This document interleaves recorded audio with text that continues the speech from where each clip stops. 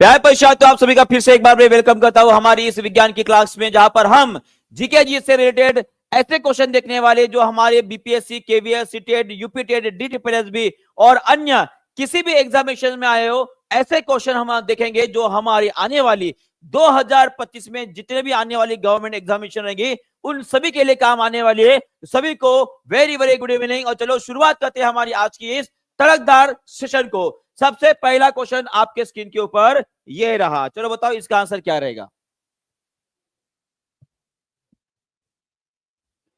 सभी लोग आंसर करेंगे, इसका आंसर क्या रहेगा। एनवीएस 2016 में पूछा गया है और उसी तरह से DSSB स्टेनो की एग्जामिनेशन में 2017 में पूछा गया क्वेश्चन है। इसका आंसर सभी लोग कर देंगे, जल्दी से बताइए इसका आंसर क्या रहेगा जी। क्या बोला गया है कि which of the following automobile gases does not considered as air pollutant. यहां पे सभी लोग मुझे बताएंगे कि यहाँ पे ऐसी कौन सी गैस है जी। रितेश जी ठीक बा, बताइए भाई इसका आंसर क्या रहेगा। कार्बन डाइऑक्साइड रहेगा, कार्बन मोनोऑक्साइड रहेगा, सल्फर डाइऑक्साइड या नाइट्रोजन ऑक्साइड रहेगा। यहाँ पे मैक्सिमम लोग आंसर दे रहे कि सर कार्बन मोनोऑक्साइड को जो है एयर पोल्यूटेंट नहीं माना जाता है। तो मैं आपको बताना चाहूंगा पोल्यूटेंट का मतलब क्या होता है। पोल्यूटेंट का मतलब यह होता है कि जो जो जितने भी जीव है धरती के ऊपर, जितने भी जीव है उनके लिए अगर हानिकारक है डायरेक्टली, अगर हानिकारक होते हैं तो उनको हम क्या बोलते हैं जी, पोल्यूटेंट बोलते हैं। और एक बात मुझे बताइए, जो आप ऑप्शन नंबर बी बोल रहे हो, क्या ये मोनोऑक्साइड हमारे मानव शरीर के लिए हानिकारक नहीं है क्या। ये कार्बन मोनोऑक्साइड, इसे हम दम घोटू गैस के नाम से जानते हैं। क्या बोलते हैं, दम घोटू गैस या दम घोटू वायु के नाम से जानते हैं। वो अगर हमारे शरीर में चला गया तो कार्बोक्सी हीमोग्लोबिन बनेगा जो हमारे रक्त की ऑक्सीजन कैरी करने की कैपेसिटी कम कर देगा। और यहां पे कुछ लोग बोले कि सल्फर डाइऑक्साइड और नाइट्रोजन डाइऑक्साइड ये दोनों गैसें जो इसके वजह से होता है आपका एसिड रेन। बचा क्या ऑप्शन अभी, बचा क्या ऑप्शन अभी बताओ, बचा क्या ऑप्शन अभी। तो याद रखिएगा कार्बन डाइऑक्साइड को, किसे, कार्बन डाइऑक्साइड को वायु प्रदूषक नहीं माना जाता है। आपको याद रखना है क्योंकि कार्बन डाइऑक्साइड डायरेक्टली हमारे शरीर के ऊपर कोई भी असर नहीं करता। मैं डायरेक्टली की बात कर रहा हूं। डायरेक्टली माने कि डायरेक्ट सीधे हमें शरीर में अंदर पहुंचकर वो डायरेक्टली हमें असर नहीं करता है। करने का मतलब यह है कि कार्बन डाइऑक्साइड एक्चुअली हमारे लिए अच्छा है कुछ हद तक, पर जब इसकी हद बढ़ जाए तो यही कार्बन डाइऑक्साइड जो है ग्लोबल वार्मिंग के लिए रिस्पॉन्सिबल होता है, ग्लोबल वार्मिंग के लिए रिस्पॉन्सिबल होता है। और कल हमने कुछ क्वेश्चन देखे थे, अगर आपको याद आ रहा है तो सभी लोग मुझे कमेंट बॉक्स में लिखकर बताएंगे कि हमारे पृथ्वी का जो गर्म होना माने कि जिसे हम ग्लोबल वार्मिंग बोलते हैं, इसके लिए सबसे ज्यादा जिम्मेदार गैस कौन सी है, सबसे ज्यादा जिम्मेदार वायु कौन सा है। इसका आंसर सभी लोग कमेंट बॉक्स में कर देंगे। और उसी तरह से अगर मैं आपको पूछूं कि इनके अलावा ऐसी कौन सी गैस, ऐसी कौन सी वायु है भाई साहब जो ग्लोबल वार्मिंग की सबसे ज्यादा कैपेसिटी उसमें होती है। ये दो क्वेश्चन बड़े ही महत्वपूर्ण है। अगर पहला क्वेश्चन की बात कर रहा हूं तो पृथ्वी को गर्म रखने में मदद करने वाली जो ग्लोबल वार्मिंग गैस है उसके लिए सबसे ज्यादा जिम्मेदार कोई गैस होगी तो वो है आपका कार्बन डाइऑक्साइड। कौन सी गैस है, कार्बन डाइऑक्साइड। और इसका क्वेश्चन मैंने, चलिए सभी लोग इसका आंसर कर देंगे जी। इसका आंसर क्या रहेगा, Which of the following cell organelles contain their own DNA। तो देखिए सभी लोग जो है क्लास के ऊपर ध्यान देंगे, है ना। ये थोड़ी छोटी मोटी बाधाएं तो आते रहेंगी, इसे हमें हिल नहीं जाना है, हमें अपने पढ़ाई के ऊपर ध्यान देना है, ठीक है। अक्सर ये होता है जिंदगी में, ऐसे ऊपर नीचे जो होते रहते, तो इनको आगे बढ़ते, आगे रुककर जो है भाई साहब इनको थोड़ा सा साइड कर लेते और आगे बढ़ते। आप सभी लोग क्वेश्चन के ऊपर ध्यान देंगे, ठीक है। चलो बताओ इसका आंसर क्या रहेगा। बोला गया है कि किनके अंदर जो है इनका खुद का डीएनए होता है, इनका खुद का डीएनए होता है। चलो बताओ इसका आंसर क्या रहेगा। तो यहां पर प्लास्टिड्स का मतलब क्या होता है जी। प्लास्टिड मतलब होते, समझ लीजिए हम क्लोरोप्लास्ट की बात कर रहे हैं। किसकी बात कर रहे हैं, क्लोरोप्लास्ट की बात कर रहे हैं। माइटोकॉन्ड्रिया आप सभी को पता है, न्यूक्लियस माने कि केंद्रक आप सभी को पता है, केंद्रक आप सभी को पता है। वैक्यूल माने कि जिसे हम बोलेंगे रिक्तिका बोलते हैं, ये रिक्तिका भी आप सभी को पता है। तो ऑब्वियसली अगर ये 4 ऑप्शन मेरे पास है और मुझे पूछा गया कि किन में उनका खुद का डीएनए होता है, तो इसका आंसर क्या रहेगा जी? इसका प्लास्टिड, माइटोकॉन्ड्रिया और न्यूक्लियस, ये तीनों के तीनों ऑप्शन जो है आपके सही रहेंगे। माने कि फिर से एक बार आपका क्या आंसर आएगा? ए बी सी, माने कि ऑप्शन नंबर सी जो है आपका सही उत्तर रहेगा। ऑप्शन नंबर 3 जो है आपका सही उत्तर रहने वाला है, एग्जैक्टली करेक्ट आंसर रहने वाला है। क्लियर है? और कोई मुझे बता सकता है, कोई मुझे बता सकता है कि ये वैक्यूल का काम कौन सा होता है कोशिका के अंदर? ये वैक्यूल, अगर मैं बात करूंगा, अगर मैं पादप कोशिका की बात करता हूं, अगर मैं पादप कोशिका की बात करता हूं, तो इस पादप कोशिका के अंदर लगभग 70 से लेकर 90% जो स्पेस होती है, जो जगह होती है, वो वैक्यूल द्वारा ली जाती है, जिसे हम रिक्तिका बोलते हैं। तो इसका पादप कोशिकाओं में इतना काम कौन सा होता है? तो जो भी पानी होता है, जो भी पानी होता है, मिनरल्स होते हैं, उसी तरह से जो अपशिष्ट पदार्थ होते हैं, उनको स्टोर करने के लिए जो है ये वैक्यूल जिम्मेदार होता है, रिक्तिका जिम्मेदार होता है। पर इसी वैक्यूल की अगर मैं बात करूंगा जंतु कोशिका में, जंतु कोशिका में, तो एक बात आपको हमेशा ध्यान में रखना है कि जंतु कोशिका में ये जो वैक्यूल्स होते हैं, ये बहुत छोटे आकार के होते हैं, बहुत छोटे आकार के होते हैं, क्योंकि वैक्यूल्स का हमारे कोशिका के अंदर बहुत कम काम होता है। क्लियर हो गया है जी? चलो बहुत बढ़िया, आगे बढ़ते हैं, आगे बढ़ते हैं। और ये रहा आपका माइटोकॉन्ड्रिया और ये रहा आपका प्लास्टिड, जो आपकी पादप कोशिका के अंदर पाया जाता है। क्लियर है? क्लियर है? चलो आगे बढ़ते हैं। ये आपका माइटोकॉन्ड्रिया, कोई मुझे बता सकता है, कोई मुझे बता सकता है कि ये माइटोकॉन्ड्रिया का सर्वाधिक काम कौन सा है? ठीक है, इस माइटोकॉन्ड्रिया को हम ऊर्जा उत्पादन करने वाला अंग बोलते हैं, ऊर्जा उत्पादन करने वाला अंग बोलते हैं। ये ऊर्जा उत्पादन करने के लिए इसके लिए एक और शब्द भी है जो आज मैंने बीपीएससी की क्लास में कवर किया है, उसे हम क्या बोलते हैं? ठीक है, उसे बोला जाता है, इसे बोला जाता है सेलुलर रेस्पिरेशन। सेलुलर रेस्पिरेशन जहां पर होता है, सेलुलर रेस्पिरेशन का मतलब क्या होता है जी? कोशिकीय श्वसन, कोशिकीय श्वसन जिसे बोला जाता है। ये कोशिकीय श्वसन जो है जिसमें ऊर्जा उत्पादन किया जाता है, वो कहां पर होता है? वो होता है आपका माइटोकॉन्ड्रिया में होता है। क्या होता है? माइटोकॉन्ड्रिया में होता है। और माइटोकॉन्ड्रिया में कौन कौन सी साइकिल होती है ये भी आपको ध्यान में रखना है। माइटोकॉन्ड्रिया के अंदर 2 साइकिल्स होती है, 2 चक्र होते हैं। एक पहला चक्र जो होता है वो होता है आपका क्रेब्स साइकिल। कौन सा होता है? Krebs cycle. और दूसरा जो होता है वो होता है आपका इलेक्ट्रॉन ट्रांसपोर्ट सिस्टम। कौन सा होता है? Electron transport system. ठीक है, चलो आगे बढ़ते हैं। और ये रही बात कुछ ऐसी कोशिकाओं की कि जिनके अंदर जो है भाई साहब, इनके बारे में थोड़ा सा असमंजस माना जाता है। मैं अगर बात करता हूं ये किसकी कोशिका है, सभी लोग कमेंट बॉक्स में लिखेंगे। ये किसकी कोशिका है, सभी लोग कमेंट बॉक्स में लिखेंगे। इसे देखकर ही आपके दिमाग में घंटा बजना चाहिए भाई साहब, ये कोशिका जो है, ये कोशिका है आपकी किसकी जी? ये है आपकी जीवाणु की। किसकी है? जीवाणु की है। और जीवाणु की अगर मैं बात करूंगा तो इनके अंदर न्यूक्लियस होता है क्या जी? क्या इनके अंदर केंद्रक होता है? जी नहीं, इनके अंदर केंद्रक नहीं होता है। और केंद्रक ना होने के वजह से इनके शरीर में या इनके कोशिका में पाया जाने वाला जो डीएनए और आरएनए होता है, ये कहां पर मौजूद होता है जी? ये मौजूद होता है आपके साइटोप्लाज्म में मौजूद होता है। कहां पर होता है? साइटोप्लाज्म, जिसे हम कोशिका द्रव्य बोलते हैं। क्या बोलते हैं? कोशिका द्रव्य बोलते हैं। उस कोशिका द्रव्य में जो है इनकी मौजूदगी होती है, ये आपको ध्यान में रखना है। क्लियर है जी? क्लियर है? समझ में आ गया है? चलो आगे बढ़ते हैं। नेक्स्ट क्वेश्चन आपकी स्क्रीन के ऊपर ये रहा, चलो इसका भी आंसर कर देंगे सब लोग। इसका आंसर क्या रहेगा? देखिए, विज्ञान के स्टूडेंट होने के बाद ऐसी बातें करना शोभा नहीं देती है जी। तो मुन्ना भाई एमबीबीएस आपने मूवी देखा है क्या? सबने देखा होगा शायद, है ना? हमारे टाइम की सबसे फेमस मूवी थी, हमारे टाइम की सबसे फेमस मूवी थी मुन्ना भाई एमबीबीएस, बराबर है? वहां पर वो गुंडों को मारते थे, बराबर है? मारते थे, उसे कुछ नहीं लगता था। पर जब वो डॉक्टर बनकर हॉस्पिटल में जाते ना, और जब उनके हाथ में पहली बार वो ब्लेड दिया जाता है जिससे चमड़ी को काटा जाता है, वो देखकर ही भाई साहब वो बेहोश हो जाते हैं। क्योंकि अक्सर ये होता है कि डॉक्टर बनना is not a easy task, क्योंकि इमोशनल होना ही नहीं चाहिए। और उसके साथ साथ भाई साहब वो काटा, किसी को खून देखकर ही भाई साहब वो जो है बेहोश हो जाता है। उनको तो भाई साहब खून खून की नदियां देखनी होती। जस्ट इमेजिन कीजिएगा वो मेंटली कितने स्ट्रांग रहते होंगे, है ना? तो उनको भी थोड़ा सल्यूट करना चाहिए भाई साहब, उतना पैसे भी लेते बराबर उसी का पैसा लेते हो। चलो बताओ इसका आंसर करेंगे सभी लोग, चलो सभी लोग इसका भी आंसर कर देंगे। इसका आंसर क्या रहेगा, देखो क्या बोला गया है, कोई आयन है, ठीक है, जिसका एटॉमिक मास जो है वो 27 दिया गया है। एटॉमिक मास का मतलब क्या, परमाणु द्रव्यमान, ठीक है। माने कि हमें दिया गया P प्लस एन बराबर 27 दिया गया है।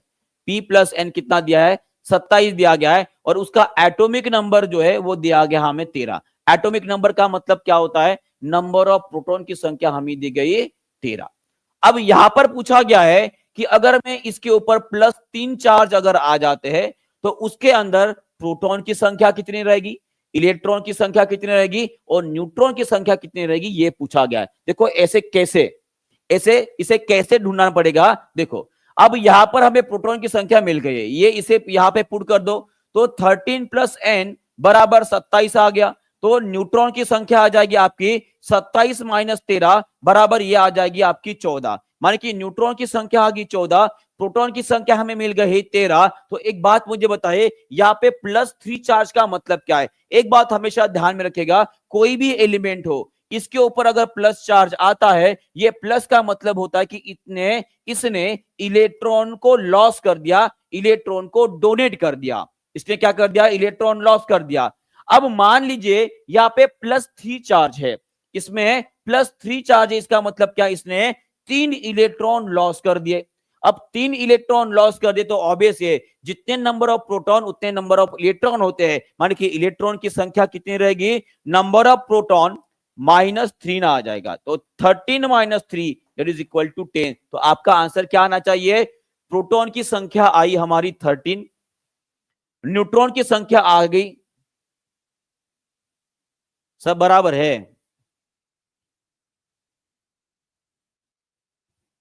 पहले प्रोटॉन की संख्या पूछी गई तो प्रोटॉन की संख्या हमारी 13 है, बराबर है। सेकंड पूछा गया इलेक्ट्रॉन की संख्या, तो इलेक्ट्रॉन आ गया आपके 10। ओके, तो ऑप्शन नंबर 4 आपका करेक्ट रहेगा। ऑप्शन नंबर 4 जो है आपका करेक्ट रहेगा। क्लियर है जी, बिल्कुल स्नेहा श्रीवास्तव जी आपने सही बोला है, क्योंकि डॉक्टर मरते हुए को बचाता है, और मरते हुए को बचाने वाला एक ही इंसान है, वो है डॉक्टर, जिसे हम भगवान का रूप भी मानते हैं, बराबर है। चलो इस क्वेश्चन का भी आंसर कर देंगे, इसका आंसर क्या रहेगा।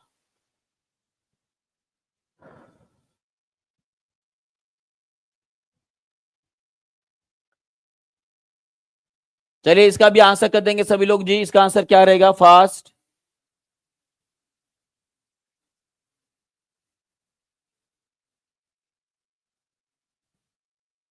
बहुत बढ़िया।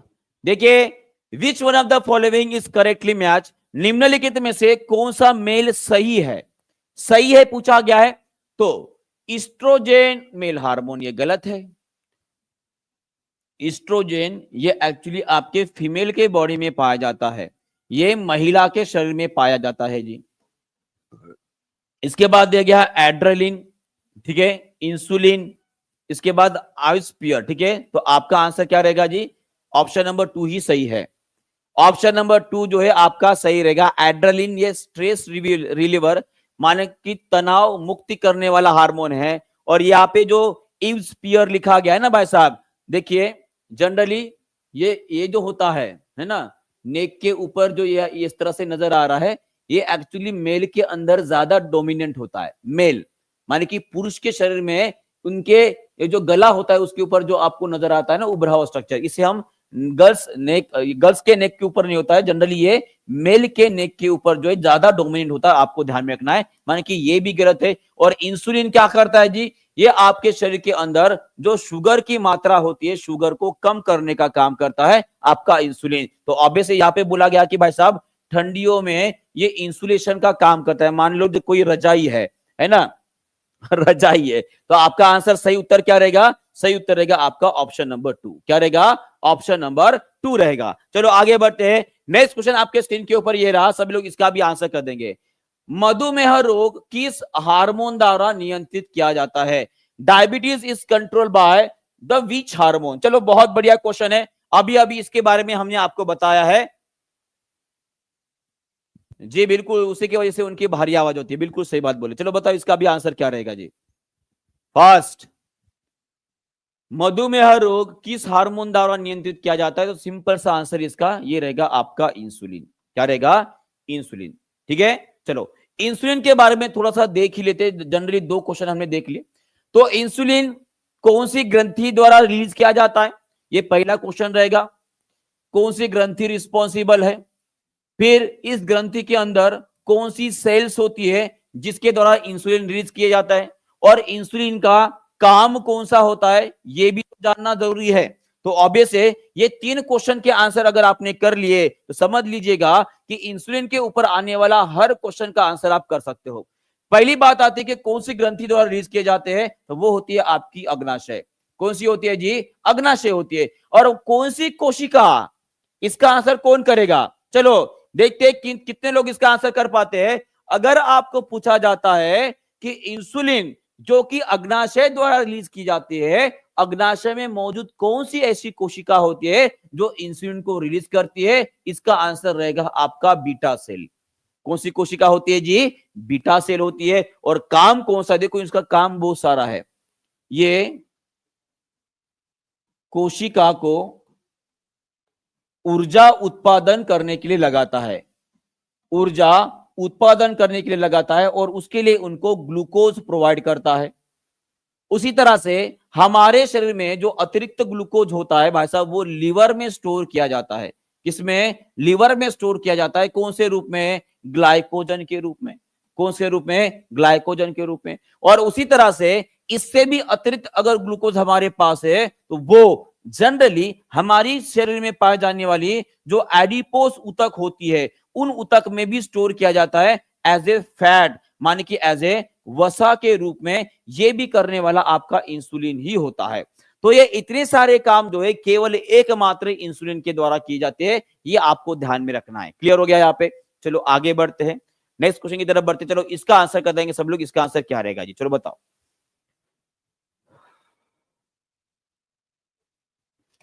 जल्दी जल्दी आंसर करेंगे जी। इसका आंसर क्या रहेगा जी?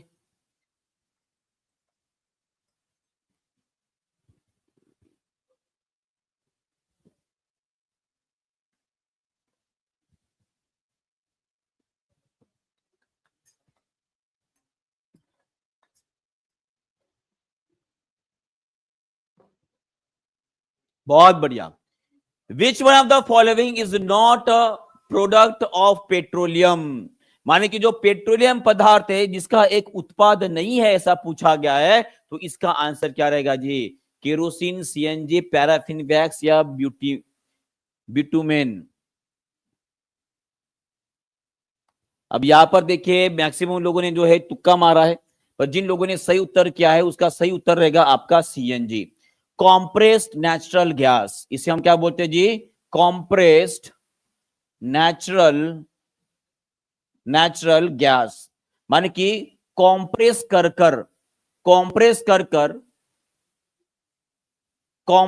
कर उस गैस को अवेलेबल करवाया दिया जाता है। सीएनजी में अगर आपको पूछा जाता है कि मुख्य घटक कौन सा होता है, तो वो रहता है आपका मीथेन गैस। कैसे होता है? मीथेन गैस होता है, ये आपको ध्यान में रखना है। पर उसके बाद अगर मैं बात करता हूं बाकी चीजों की, तो बाकी चीज जो है वो सभी पेट्रोलियम पदार्थ के उत्पाद होते हैं। कैसे होते हैं मैं आपको बताता हूं। देखिए, जैसे कि आपने अक्सर देखा होगा कि जो सऊदी अरब और बाकी पेट्रोलियम कंट्रीज है, वहां पे बड़े बड़े कुएं होते हैं, पानी के नहीं, पेट्रोल के। तो वहां से पेट्रोल निकलता है क्या जी? नहीं, उसमें से काला एक पदार्थ निकलता है जिसे हम क्रूड ऑयल बोलते हैं। क्या बोलते हैं? Crude oil. और इस क्रूड ऑयल को लेकर जो है भाई साहब, इसे जो है एक पद्धति के द्वारा उस क्रूड ऑयल में मौजूद जितने भी पेट्रोलियम पदार्थ है उनको अलग किया जाता है। और उस पद्धति का नाम क्या है जी? उसे बोला जाता है फ्रैक्शनल डिस्टिलेशन। उसे हम क्या बोलते हैं? फ्रैक्शनल डिस्टिलेशन बोला जाता है। और इस पद्धति के द्वारा यहां पर उसको, इसका मतलब क्या है ये भी समझ लीजिए कि जो हमारे पास क्रूड ऑयल है इसके डिफरेंट बॉइलिंग पॉइंट के ऊपर हीट किया जाता है। बॉइलिंग पॉइंट का मतलब क्या है जी? इसे बोलते हैं हम क्या बोलते हैं? क्वथनांक बोलते हैं। क्या बोलते हैं? क्वथनांक बोलते हैं। सभी का क्वथनांक अलग होता है और उसको सभी को अलग अलग तापमान के ऊपर गर्म करके उनकी भाप बनाकर उसको उड़ाकर उसको फिर से ठंडा कर इस्तेमाल किया जाता है। और आपको बताना चाहूंगा कि ये क्रूड ऑयल जो मैं यहां पे इस्तेमाल कर रहा हूं, इस क्रूड ऑयल में भाई साहब सीएनजी नहीं होता। सीएनजी नहीं होता है, ये आपको ध्यान में रखना है। और इसीलिए सीएनजी को नॉन पेट्रोलियम सब्सटेंस बोला जाता है, माने कि ये गैर पेट्रोलियम उत्पाद है, गैर पेट्रोलियम उत्पाद है, ये आपको ध्यान में रखना है। क्लियर है? यहां पे क्लियर हो गया सभी को? चलो आगे बढ़ते हैं। और इस क्रूड ऑयल से हमें क्या क्या मिलता है, अगर इस चीज को मैं थोड़ा सा जूम करके बताऊंगा तो थोड़ा सा आपका और क्लियर हो जाएगा। देखो सभी लोग इसके ऊपर ध्यान देंगे। जैसे यहाँ पे जो है मैं अगर किसी चीज को हिट कर रहा हूं तो जिसका बॉइलिंग पॉइंट सबसे कम रहेगा, जिसका क्वथनांक सबसे कम रहेगा, वो जल्दी भाप बन जाएगा, और जल्दी भाप बन जो सबसे ऊपर से बाहर निकलेगा। और यहाँ पे आपको नजर आ रहा है लिक्विफाइड पेट्रोलियम गैस। यहाँ पे कौन सा नजर आ रहा है? Liquefied petroleum gas. अगर आपको पूछा जाता है क्या हमारे घर में हम इस्तेमाल करने वाला जो एलपीजी होता है, एलपीजी मतलब लिक्विड पेट्रोलियम गैस, जिसमें ब्यूटेन और प्रोपेन मुख्य तौर पर पाए जाते हैं, क्या ये पेट्रोलियम उत्पाद है? सभी लोग एक साथ कमेंट बॉक्स में लिखेंगे कि हाँ, ये एलपीजी जो होते हैं भाई साहब, ये आपके पेट्रोलियम के उत्पाद है। उसके बाद केमिकल्स निकलते, नैप्था है ना, नैप्था जो डांबर गोली बोलते हैं भाई साहब हम लोग, है ना, सबको पता है डांबर गोली, ठीक है, वो डांबर गोली होती है भाई साहब, ये भी एक प्रकार का पेट्रोलियम पदार्थ है। उसके बाद गैसोलीन निकलता है, माने कि पेट्रोल निकलता है। उसके बाद केरोसिन निकलता है। उसके बाद डीजल निकलता है। उसके बाद जो हमारे गाड़ी में डालने वाला जो पेट्रोलियम जो लुब्रिकेंट ऑयल होता है ना, वो भी वहां से निकलता है। और उसी के साथ साथ जो रास्ते बनाने के लिए और घरों के ऊपर जो काली शीट डाली जाती है, जिसे हम डांबर की शीट बोलते हैं भाई साहब, वो डांबर की शीट का मतलब क्या है? वही हमारा बिटुमेन है। क्या है वो? बिटुमेन, जो एक काला पदार्थ सबसे आखिरी में बचता है, उसे ही क्या कहकर इस्तेमाल किया जाता है? डांबर कहकर इस्तेमाल किया जाता है। और वही उत्पाद किसका है? पेट्रोलियम का ही एक उत्पाद है। क्लियर हो गया जी यहां पे? चलो बहुत बढ़िया, आगे बढ़ते। चलिए नेक्स्ट क्वेश्चन आप सभी के लिए ये रहा। चलो एक और क्वेश्चन उसी टाइप का जो आपको पूछा गया है, चलिए इसका भी आंसर कर देंगे। इसका आंसर क्या रहेगा? निम्नलिखित में से कौन पेट्रोलियम का उत्पाद नहीं है? कौन सा एक पेट्रोलियम का उत्पाद नहीं है? चलो बताओ।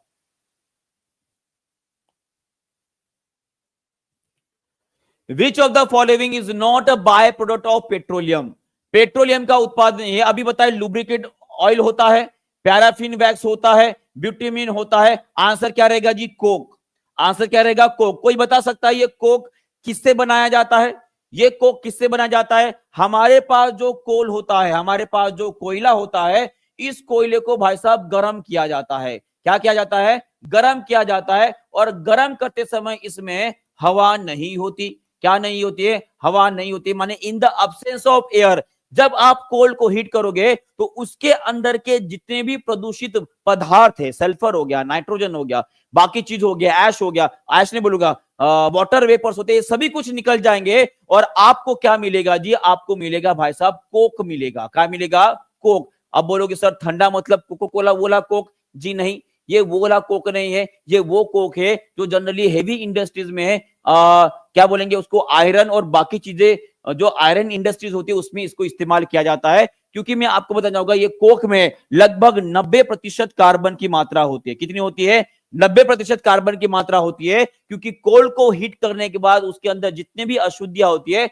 वो वैसे भी उड़ जाती है। ठीक है, ओके। कलेक्शन हैप्पीनेस जी बोल के सर टीआर की 4.0 कब तक आएगा? तो एक बात बताना चाहूंगा आपको कि अभी बीपीएससी टीआरई 3.0 का जो री एग्जाम होता है उसके ऊपर जो है, जो गैर बिहारिया जो महिला है, ठीक है, जो अदर स्टेट से बिलोंग करती है, उन्होंने एक केस डाली है कि महिलाओं को समान रूप से जो है सिटिंग में 82 मार्क्स के ऊपर जो उनको जो है पास करना चाहिए। तो उसका जब तक रिजल्ट नहीं आएगा, और रिजल्ट लगता है कि मुझे लगता है कि फरवरी के अंत तक या मार्च के पहले या दूसरे वीक में आ जाएगा। उसके बाद माने कि होली के बाद ही आपको जो है नोटिफिकेशन देखने को मिल जाएगा। ठीक है, पर अभी आप उसके बारे में ना सोचे तो बेहतर है, क्योंकि वैकेंसी निकलने वाली है, ये तो 101% हमें पता है। तो इसीलिए मैं आपको बोल रहा हूं कि उसके ऊपर काम करते समय आप सीधा पढ़ाई पे ध्यान दो। ठीक है, पढ़ाई के ऊपर ध्यान देके तो ठीक रहेगा। ओके, चलो आगे बढ़ते हैं। चलिए ये देखिए, और ये है आपके कोयले के कुछ प्रकार जिसे आपको ध्यान में रखना है। अगर मैं कोक की बात करता हूं तो एंथ्रासाइट होता है, ये सबसे शुद्ध कोयला माना जाता है, सबसे शुद्ध कोयला माना जाता है, क्योंकि इसमें कार्बन की मात्रा देखिए लगभग 90% से ज्यादा होती है। कितनी होती है? 90% से ज्यादा होती है। और सबसे कम कार्बन वाला, सबसे तुच्छ कार्बन जिसे माना जाए सबसे कम कार्बन वाला, यानी कि सबसे ज्यादा पोल्यूशन करने वाला अगर कोई कोयला होगा तो वो लिग्नाइट होता है। कौन सा होता है? लिग्नाइट, जिसमें केवल 30% टू 45% के आसपास कार्बन होता है और इसकी कैलोरीफिक वैल्यू भी बहुत ज्यादा कम है। ठीक है, इसको जलाओगे तो धुआं ज्यादा और पानी कम गर्म करेगा। क्लियर है जी? चलो आगे नेक्स्ट क्वेश्चन,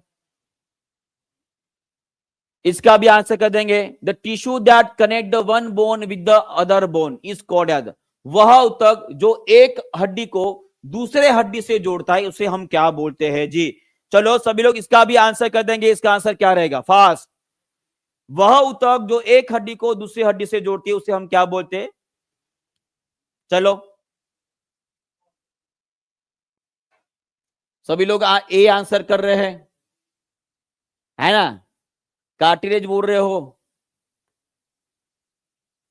कोई डी आंसर कर रहा है। इतना तो आपको समझ में आ गया है कि एडिपोज टिश्यू नहीं है और एपिथेलियल टिश्यू माने कि उपकला ऊतक तो नहीं है। माने कि आप कंफ्यूज हो रहे हो ए और डी में, तो चलो बताओ आपका कंफ्यूजन दूर कर देते हैं। और ये रहा आपका कंफ्यूजन। तो आपका आंसर क्या रहेगा जी? अगर दो हड्डियों की बात कर रहे हैं, दो हड्डियों को जोड़ने वाला कौन होता है? ये होता है आपका लिगामेंट होता है।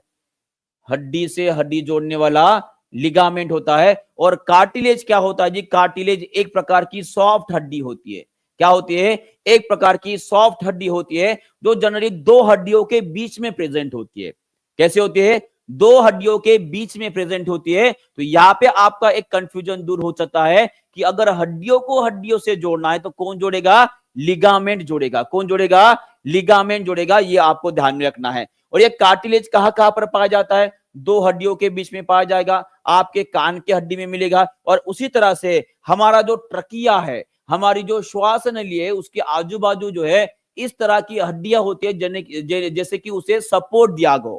ठीक है, जिसे उसको सपोर्ट दिया गया हो उसी को हम क्या बोलते हैं जी? कार्टिलेज ही क्या कार्टिलेज बोलते हैं। और उसी तरह से मैं आपको यहां पर कुछ बातें भी समझाना चाहूंगा। अगर हड्डियों की बात होती है, अगर हड्डियों की बात होती है तो हड्डियां क्या होती है जी?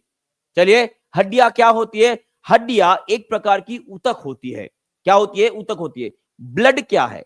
हमारा खून क्या है? ये भी एक प्रकार के ऊतक है। और कौन से प्रकार के ऊतक है ऐसा क्वेश्चन अगर पूछा जाता है तो वो रहेंगे आपके कनेक्टिव टिश्यू होते हैं, जिसे हम क्या बोलते हैं जी? संयोजी ऊतक बोलते हैं।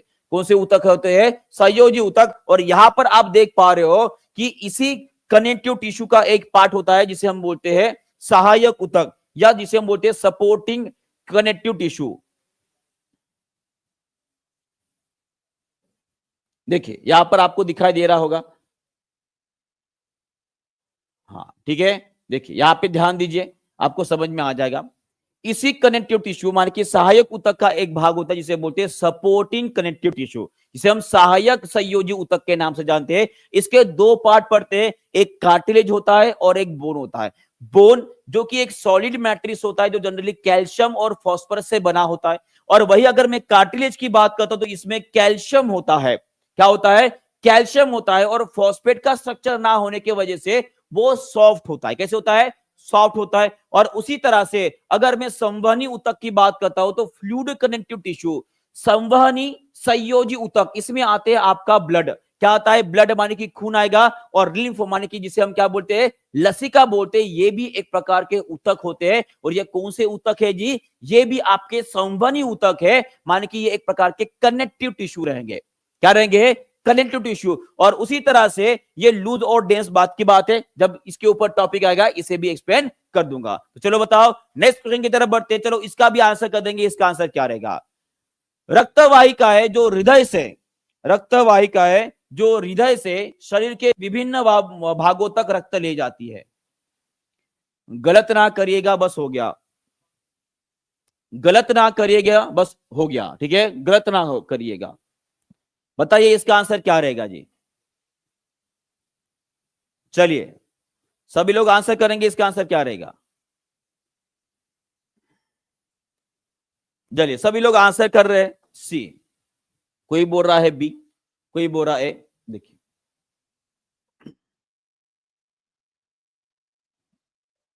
यह आपका हृदय, ठीक है, मान लीजिए यहां पे है हमारे विभिन्न अंग है। ठीक है, तो विभिन्न अंगों से हमारे हृदय की तरफ जो रक्त वाहिका रक्त लेकर आती है वो कैसे रक्त होता है जी? वो होता है आपका अशुद्ध रक्त होता है। कैसे होता है? अशुद्ध रक्त होता है। और इस अशुद्ध रक्त को आपके हार्ट तक, आपके हृदय तक लाने का काम कौन करता है? वो करती है हमारी वेन करती है। कौन करती है? वेन करती है, जिसे हम बोलते हैं शिराएं। और वही अगर मैं बात करूंगा हार्ट से लेकर इस अंगों तक जो रक्त का इसका यहाँ पर वहन होता है, ये कौन सा रक्त होता है? ये होता है आपका शुद्ध रक्त होता है, जिसे हम बोलते हैं ऑक्सीजन युक्त रक्त बोलते हैं। तो इसका वहन करने वाले कौन होते हैं? वो होते हैं हमारी धमनियां होती है। कौन होती है? धमनियां होती है। और आपको पूछा गया है हृदय से शरीर की ओर जाने वाली नसें सारी वेसल्स कौन सी होती है? तो हृदय से अंगों की तरफ जाने वाली कौन होती है? वो होती है आपकी आर्टरीज होती है। क्या होती है जी? आर्टरीज होती है। क्लियर है? यहाँ पे क्लियर है? इसमें कुछ बातें जो है एक कोई और आपको जो है मैं बताना चाहूंगा कि जो वेन्स होती है, जो आपकी नसें शिराएं होती है, इनके अंदर प्रेशर बहुत कम होता है, दबाव बहुत कम होता है। ये इनकी जो दीवारें होती है वो पतले होती है। कैसे होते हैं? पतले होते हैं। पर वही अगर मैं धमनियों की बात करूंगा तो धमनियों के अंदर प्रेशर ज्यादा होता है, दबाव कैसे होता है? ज्यादा होता है। और दबाव ज्यादा होने की वजह से वो प्रेशर की वजह से फट ना जाए, इसके लिए धमनियों की जो दीवारें होती है वो कैसे होती है? ये मोटी होती है। कैसे होती है? मोटी होती है। क्लियर है? चलो आगे बढ़ते हैं। चलो ये पूरा का पूरा हमारा हार्ट है, ठीक है। हाँ चलो नेक्स्ट क्वेश्चन आपके सामने। चलो इसका भी आंसर कर देंगे। चलो इसका आंसर क्या रहेगा जी? Which of the following nutrient store the maximum energy per gram? पर ग्राम किसमें सर्वाधिक ऊर्जा होती है? रफेज का मतलब क्या है? इसे ही हम बोलते हैं सेलुलोज, ठीक है।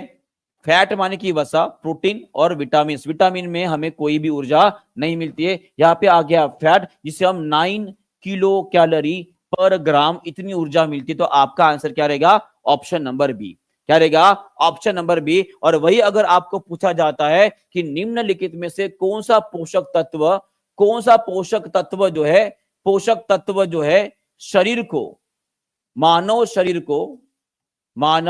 शरीर को अधिकतम ऊर्जा संग्रहित करता है, प्रोवाइड करता है, तो इसका आंसर क्या करेगा? अगर ऐसे पूछा जाता कि निम्न में से कौन सा ऐसा तत्व है, पोषक तत्व है जो हमारे मानव शरीर को सर्वाधिक ऊर्जा प्रदान करता है, तो उसका उत्तर क्या रहेगा जी? उसका उत्तर रहेगा आपका कार्बोहाइड्रेट। क्या रहेगा? कार्बोहाइड्रेट रहेगा, जो कि हमारे शरीर को लगभग 60 से लेकर 65% जो ऊर्जा की जरूरत होती है वो यही पूरा करता है। क्लियर है जी? क्लियर है? चलिए बहुत बढ़िया, आगे बढ़ते हैं। नेक्स्ट क्वेश्चन आप सभी के लिए। और ये देखो भाई साहब, आज का युवा है, इसी तरह से हालत होती जा रही है भाई साहब। बैठे बैठे काम करो, करना है कुछ काम, बस खाते जाओ गोलगप्पे और हो जाओ भाई साहब मोटे मोटे टमाटर जैसे, है ना। ऐसा ही कुछ अभी जो है हाल चल रहा है। खाते जाओ खाते जाओ, बस वही काम चल रहा है। और इसी के वजह से आपको बताना चाहूंगा कि हमारे शरीर में जो कोलेस्टेरॉल होता है, जिसको हम क्या बोलते हैं जी? LDL बोलते हैं, जिसे हम बोलेंगे बैड कोलेस्टेरॉल। क्या बोलेंगे? Bad cholesterol. ये दिन ब दिन बढ़ते जा रहा है और इसी के वजह से आज के युवा में हार्ट अटैक के चांसेस सबसे ज्यादा है। हार्ट अटैक के चांसेस सबसे ज्यादा बढ़ गए हैं। क्लियर है यहाँ पे? चलो आगे बढ़ते। नेक्स्ट क्वेश्चन आप सभी के लिए, आपके स्क्रीन के ऊपर ये रहा। और ये क्वेश्चन जो है आप सभी को मैं एज ए होमवर्क दे रहा हूं। सभी लोग इस क्वेश्चन का आंसर कमेंट बॉक्स में लिख देंगे। और आज का थोड़ा सा प्रॉब्लम हो गया था सेशन में स्टार्टिंग में, कोई दिक्कत नहीं है, पर आपको क्या करना है, ऐसे थोड़ा सा निराश नहीं हो जाना है, ठीक है। क्लास में अंत तक लेता हूं, 6 बजे तक करेक्ट लेता हूं, ये आपको ध्यान में। अगर बीच में कुछ गड़बड़ हो भी जाती है तो जब तक मैं ना बोलूं या हमारे टेक्निकल टीम से आपको मैसेज ना आए कि क्लास खत्म हो चुका है, तब तक आपको क्लास में रहना है, ठीक है। क्लियर है यहाँ पे? चलो मिलते हैं कल इसी समय पे, और नए क्वेश्चन लेकर आऊंगा और जबरदस्त तरीके से। और जिन लोगों ने आज मेरा 1 बजे का सेशन किया, जो मैराथन हुई थी, उसकी टेस्ट जो है आपको ठीक 7 बजे मिल जाएगा। हमारा टेलीग्राम चैनल है, जिसका नाम क्या जी? जिसका नाम है आपका साइंस बाय टीपी। जिसका नाम क्या है? Science by TP. उसको सभी लोग ज्वाइन करके लग देंगे और आप सभी लोग टेस्ट दे सकते हो, ठीक है जी। चलो बाय बाय।